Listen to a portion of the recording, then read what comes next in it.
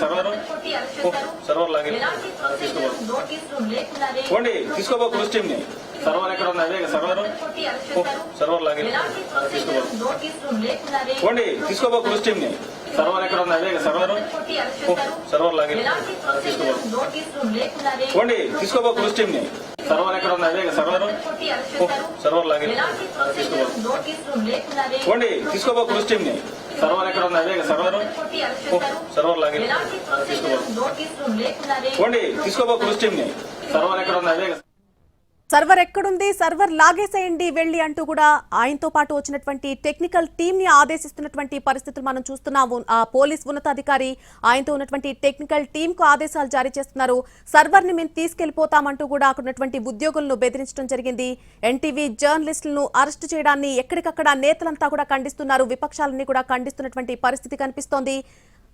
మధ్యాహ్నం 2 గంటల ప్రాంతంలో ఒక్కసారిగా ఎటువంటి ఇన్ఫర్మేషన్ లేకుండా ఒక్కసారిగా లోపలికి చొచ్చుకుని వచ్చేటువంటి ప్రయత్నం చేశారు పోలీసులు.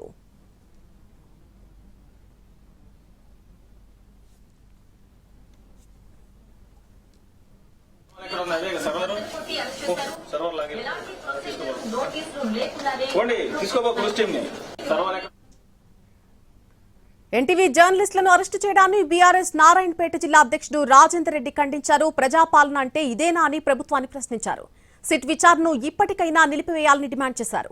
అక్రమంగా అరెస్టు చేసిన జర్నలిస్టులను బేషరతుగా విడుదల చేయాలని డిమాండ్ చేశారు బీఆర్ఎస్ నేత రాజేందర్ రెడ్డి.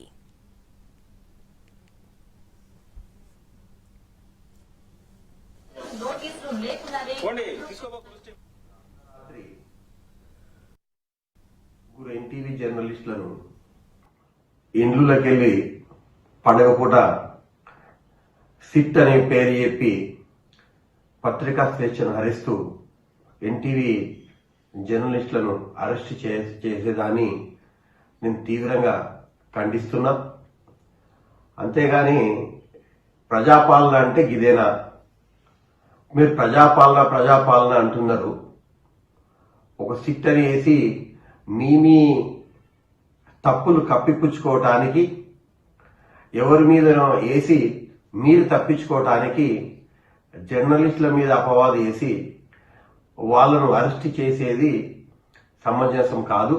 దానికి ప్రభుత్వంకి వేరే ఇంపార్టెంట్ పనే లేనట్ల పండగ పూట వీళ్ళందరినీ ఇబ్బంది పెట్టేది నేను తీవ్రంగా ఖండిస్తున్నా. ఇప్పటికైనా ఆ సిట్ను బంద్ చేసి బేషరతుగా అందరినీ వదిలిపెడితే బాగుంటుందని చెప్పి నేను నా విజ్ఞప్తి. ఈ చర్యను ఎన్టీవీ జర్నలిస్టుల అక్రమ అరెస్టు, ఆఫీస్ పైన పోలీసుల దాడి పైన స్పందించడానికి మాజీ మంత్రి కరీంనగర్ శాసనసభ్యులు గంగుల కమలాకర్ మనతో ఉన్నారు.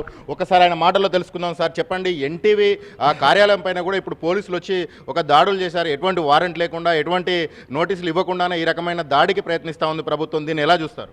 ఏం తప్పు చేసిండని రమేష్ గౌడ్ని అరెస్ట్ చేసావు? ఏం తప్పు చేసిండని చెప్పి ఈరోజు సుధీర్ని అరెస్ట్ చేస్తావు? ఏం తప్పు చేసిండని చెప్పి ఈసారి పరిపూర్ణచారిని అరెస్ట్ చేస్తావు? అంటే కేవలం వీళ్ళు బీసీ బిడ్డలని మాత్రమే నువ్వు అరెస్ట్ చేయడము. గతంలో తన్వి యాదవ్ అని బీసీ బిడ్డ అరెస్ట్ చేశావు. ఎందుకోసం బీసీల మీద ఇంత కక్ష కడుతున్నావు? వాళ్ళు చేసిన తప్పేంది? నిజాలను బహిర్గతం చేశారు. ఎలక్షన్ల ముందు కాంగ్రెస్ పార్టీ గెలుపులో ముఖ్యముఖ్య వచ్చింది ఎన్టీవీ, మరి అప్పుడు ఎందుకు నిర్బంధం చేయలేదు? ఈరోజు ఒక నిర్బంధించే దిశలో ఈరోజు ఉంది.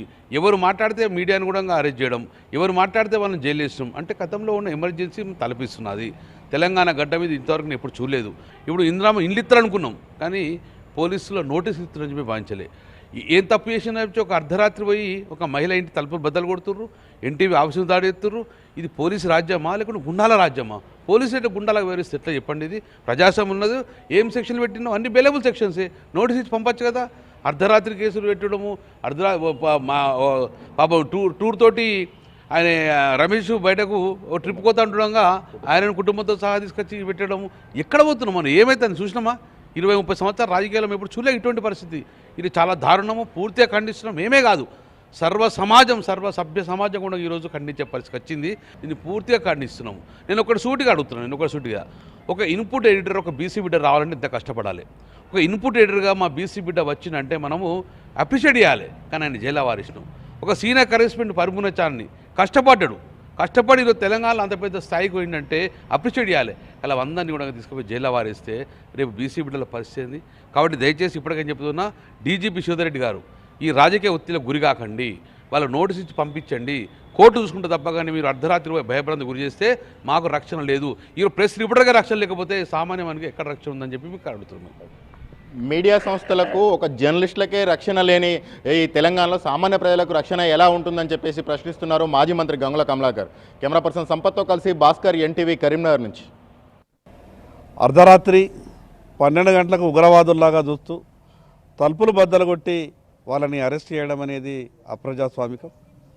ప్రతిపక్షంలో ఉన్నప్పుడు ప్రజాస్వామికం గురించి మాట్లాడినటువంటి కాంగ్రెస్ ప్రభుత్వంలోకి వచ్చిన తర్వాత గత ప్రభుత్వం ఏ రకంగా వ్యవహరించిందో మేము కూడా గట్లనే చేస్తామంటే ఇది మంచి పద్ధతి కాదు.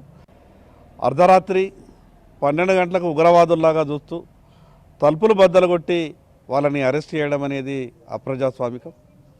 ప్రతిపక్షంలో ఉన్నప్పుడు ప్రజాస్వామికం గురించి మాట్లాడినటువంటి కాంగ్రెస్ ప్రభుత్వంలోకి వచ్చిన తర్వాత గత ప్రభుత్వం ఏ రకంగా వ్యవహరించిందో మేము కూడా గట్లనే చేస్తామంటే ఇది మంచి పద్ధతి కాదు. అర్ధరాత్రి 12 గంటలకు ఉగ్రవాదుల్లాగా చూస్తూ తలుపులు బద్దలు కొట్టి వాళ్ళని అరెస్ట్ చేయడం అనేది